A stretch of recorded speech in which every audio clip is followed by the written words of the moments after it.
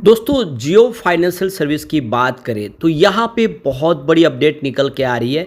जियो financial service debt market में entry करने जा रहे हैं। यहाँ पे कमर्शियल पेपर इशू किए हैं और अब बॉन्ड्स इशू करने की तैयारी है।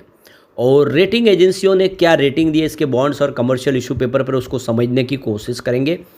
और लगातार जो फंड रेजिंग हो रही है उसके बाद में क्या अब आने वाले समय में बिजनेस तूफ़ानी तेज़ी से आगे बढ़ता हुआ दिखाई देगा, क्योंकि कंपनी यहाँ पे एफडीआई के माध्यम से भी इन्वेस्टमेंट लाने के लिए बोर्ड की तरफ से मंजूरी पा चुकी है।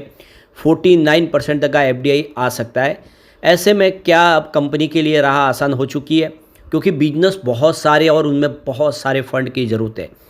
अब ब्लैक रॉक जैसे भरोसेमंद पार्टनर भी मिल चुका है। ऐसे में क्या आने वाले समय बजाज ग्रुप को टक्कर देने को तैयार है जियो फाइनेंशियल, और जो स्टॉक अब अपनी उस प्राइस से भी नीचे है जो प्राइस डिस्कवर हुई थी रिलायंस से डीमर्ज होने के बाद। तो क्या एक बहुत ही शानदार मौका इस समय दिखाई दे रहा है, जानने की कोशिश करेंगे इस वीडियो के माध्यम से। लेकिन फ्रेंड्स, उससे पहले अगर आप पहली बार हमारे चैनल पे आए तो चैनल को सब्सक्राइब कर दीजिए, एक बेल आइकॉन दबा दीजिए ताकि जब भी नया वीडियो बने पहला नोटिफिकेशन आपको मिले। वीडियो पसंद आए तो लाइक से ज़रूर कीजिए। चलो फ्रेंड्स, वीडियो स्टार्ट करते हैं। मैं हूँ आपका दोस्त एसबी दवे और हमारे अपने चैनल ऑनलाइन कमाई में आपका बहुत बहुत स्वागत है।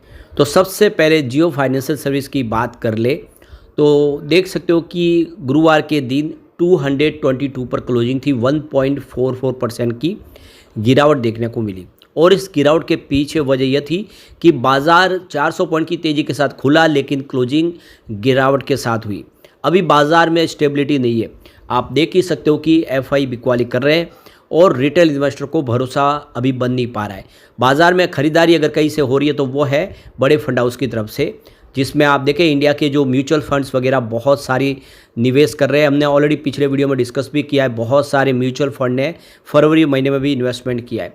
तो एक अपॉर्चुनिटी समझ रहे हो उसको, इस गिरावट का पूरा फ़ायदा उठा रहे हैं। लेकिन रिटेल इन्वेस्टर हमेशा तेज़ी में एंट्री मारते हैं और जब मंदी आती है तो एग्जिट कर जाते हैं, यानी कमाने का मौका होता है उस समय रिटेल इन्वेस्टर बाहर निकल जाते हैं।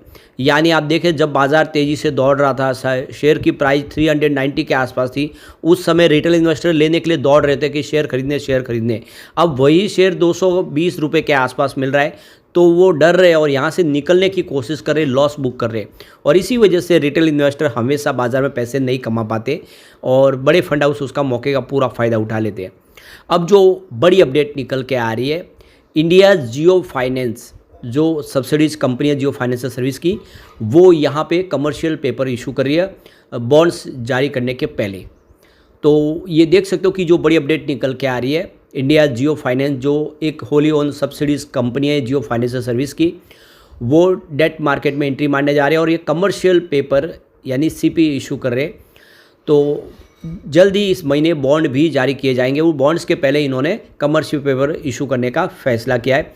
तो गुरुवार के दिन 3 मर्चेंट बैंकर्स की तरफ से इस खबर की पुष्टि की गई है। तो नॉन बैंकिंग फाइनेंस कंपनी यहाँ पे 3 महीने के कमर्शियल पेपर जिसकी यील्ड में प्राइस 7.80% है, उसकी जो बिड एक्सेप्ट कर रहे हैं करीब 10 बिलियन रुपीज़ की, यानी 114.95 मिलियन डॉलर की। तो ये बैंकर्स के हवाले से खबर निकल के आ रही है। अभी कंपनी की तरफ से इसमें जानकारी तो नहीं दी गई है, लेकिन खबर जो है कंफर्म दिखाई दे रही है, क्योंकि 3 बैंकर के थ्रू ये खबर निकल के आ रही है कि कमर्शियल पेपर जारी किए गए 7.80% के यील्ड के प्राइस से। यहाँ पे जो मर्चेंट्स बैंकर्स है उन्होंने अपनी तरफ से जो जवाब दिया, यहाँ पे कहा कि उनको ऑथोराइज़ नहीं किया गया मीडिया में किसी प्रकार के किसी प्रश्न के जवाब देने के लिए, इसलिए वो इसको कंफर्म नहीं करेंगे, यानी उनके वो यहाँ पे इसके लिए ऑथोराइज़ नहीं है। लेकिन खबर है, ये बात तो क्लियर है। तो यहाँ पे देख सकते हो जियो फाइनेंस ने फंडिंग स्टार्ट कर दी है शॉर्ट टेन्योर सीपी इशू के माध्यम से, और उसके बाद यानी 15 दिन के अंदर अंदर यहाँ पे बॉन्ड्स भी जारी किए जाएंगे, यानी इस मार्च के एंड तक बॉन्ड्स जारी किए जाएंगे, ऐसे एक बैंकर की तरफ से कहा गया है। यानी पहले सीपी इशू किए गए हैं कमर्शियल पेपर के, बाद में 15 दिन के अंदर अंदर बॉन्ड्स भी जारी किए जाएंगे। तो जियो फाइनेंशियल करीब 30 बिलियन रुपीज़ का यहाँ पे बॉन्ड्स के माध्यम से फंड रेज करने जा रहे हैं। 5 ईयर के लिए बॉन्ड्स 10 ईयर के हिसाब से होंगे और ये फ्लोटेड ऑफर कूपन होंगे 7.75% के, ये बैंकर्स का कहना है। यानी बड़ी तैयारी कर ली गई है फंड रेजिंग की। और यहाँ पे देख सकते हो कि इन बॉन्ड्स के लिए यहाँ पे बहुत सारे इन्वेस्टर के साथ में बातचीत हो चुकी है और उसमें देख सकते हो कि सफिशिएंट कमिटमेंट्स भी मिल चुके हैं। तो ये बहुत जल्द लॉन्च होते हुए दिखाई देंगे। तो जियो फाइनेंशियल ने इसके ऊपर फ़िलहाल कोई ईमेल किया गया उसका रिप्लाई नहीं दिया है। उन्होंने न इसमें यस कहा है न नो किया है, यानी जियो फाइनेंशियल की तरफ से इस पर जवाब नहीं मिला है कि वो बॉन्ड्स जारी करने जा रहे हैं। लेकिन यहाँ पे देख सकते हो कि रेटिंग एजेंसियों ने इसके ऊपर रेटिंग जारी कर दी है। तो देख सकते हो कि बॉन्ड्स के ऊपर AAA की रेटिंग दी गई है और जो कमर्शियल पेपर यानी CPS उसके ऊपर A+ की रेटिंग दी गई है क्रिसिल और केयर की तरफ से। दोनों रेटिंग एजेंसियों ने हाईएस्ट ग्रेड की रेटिंग इनको प्रोवाइड की है, इनके कमर्शियल पेपर के ऊपर भी और इनके बॉन्ड्स के ऊपर भी। तो ये देख सकते हो कि कंपनी की जो इस समय जो सेहत है वो बहुत ही शानदार है। रिलायंस जैसी मजबूत कंपनी के लिए हर किसी के भरोसे के कमी की कोई बात नहीं है। और इसी वजह से जो क्रिसिल का कहना है कि जो मैनेजमेंट बहुत ही बेहतरीन है और कामकाज बहुत शानदार है, फंडामेंटली कंपनी स्ट्रांग है और इसीलिए हमें इसमें हाईएस्ट रेटिंग देने में कोई हमें कमी नहीं लग रही है। तो कुल मिला के देख सकते हो कि काफ़ी शानदार रेटिंग मिली है। और केयर का भी कहना है कि यहाँ पे कंपनी जो फंड रेज कर रही है उसको आराम से चुका सकती है, कोई किसी प्रकार की प्रॉब्लम नहीं, मैनेजमेंट के पास बहुत सारा अनुभव है। तो कुल मिला के रेटिंग एजेंसियाँ बहुत ज़्यादा इस समय देख सकते हो कि अच्छी रेटिंग दे रही है जियो फाइनेंशियल को। तो ये बहुत बड़ी गुड न्यूज़ है और ये इशारा है कि आने वाले समय जियो फाइनेंशियल में एक बेहतरीन उम्मीद की जा सकती है। यहाँ पे देख सकते हो कि सबसे बड़ी बात है स्टॉक बहुत ही ज़्यादा नीचे है इस समय आ गया है, क्योंकि इसकी जो करंट प्राइस है 223 की है। अब आप ये देख सकते हो कि यहाँ पे इसकी जो बुक वैल्यू है वही 216 के आसपास है।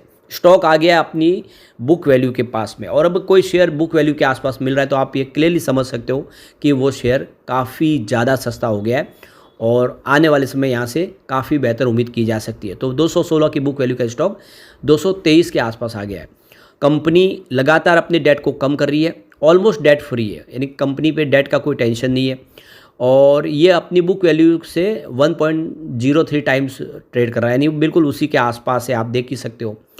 कंपनी की जो वर्किंग कैपिटल रिक्वायरमेंट है उसमें ज़बरदस्त कमी आई है। 1832 डेज थे, वो घटते हुए सीधे 20.6 डेज़ के आसपास आ गए। ये सारी बातें साबित कर रही है कि कंपनी फंडामेंटली बहुत अच्छी हो चुकी है और बिजनेस जैसे शुरू हो रहे सारे उसका असर देखने को मिलेगा और स्टॉक की प्राइस में हमें बेहतरी देखने को मिलेगी। आप इसके कंपनी के रिजल्ट से भी समझ सकते हो कि आप देखें तो मार्च 2023 में कंपनी का सेल्स मात्र 45 करोड़ के आसपास था। वो यहाँ पे देख सकते हो कि 24 में 1855 करोड़ तक पहुँचा, तो इस TTM 1968 करोड़ तक पहुँचा। तो जैसे जैसे बिजनेस बढ़ रहा है सेल्स में वृद्धि हो रही है। कंपनी के ऑपरेटिंग प्रॉफिट को भी अगर आप देखें मात्र 39 करोड़ के आसपास था मार्च 2023 में, 24 में ये 1559 करोड़ तक पहुंचा और इस TTM 1531 करोड़ के आसपास है। तो कंपनी का ऑपरेटिंग प्रॉफिट बढ़ा है, जबकि बिजनेस अभी शुरुआती दौर में है, अभी शुरू होने वाले हैं। यहाँ पे अदर इनकम देखें तो 10 करोड़ के आसपास थी 2023 में, मार्च में ये 429 करोड़ के आसपास पहुंची, इस बार 435 करोड़ की है। तो कंपनी को अच्छी खासी अदर इनकम भी मिली है यहाँ पे। अब यहाँ पे कंपनी के नेट प्रॉफिट की बात कर ले तो 31 करोड़ का नेट प्रॉफिट मार्च 2023 में था और आप देख सकते हो कि मार्च 2024 में 1605 करोड़ के आसपास पहुँच गया और इस TTM 1607 करोड़ के आसपास है। तो क्लियर देख सकते हो कि प्रॉफिट अच्छा खासा बढ़ा है और जैसे रिजल्ट सारे बेहतर आएंगे जब इसके बिजनेस पूरी तरह से शुरू हो जाएंगे तो आने वाला समय इसके लिए काफ़ी बेहतर हो सकता है। लेकिन फ्रेंड्स, कोई भी इन्वेस्टमेंट करने से पहले अपने फाइनेंशियल एडवाइज़र से एडवाइस ले ले या अपना खुद का रिसर्च करें, क्योंकि मैंने वीडियो आपके एजुकेशनल पर्पज़ के लिए ही बनाए। वीडियो पसंद आए तो लाइक से जरूर कीजिए और चैनल को सब्सक्राइब कर दीजिए। Thank you friends.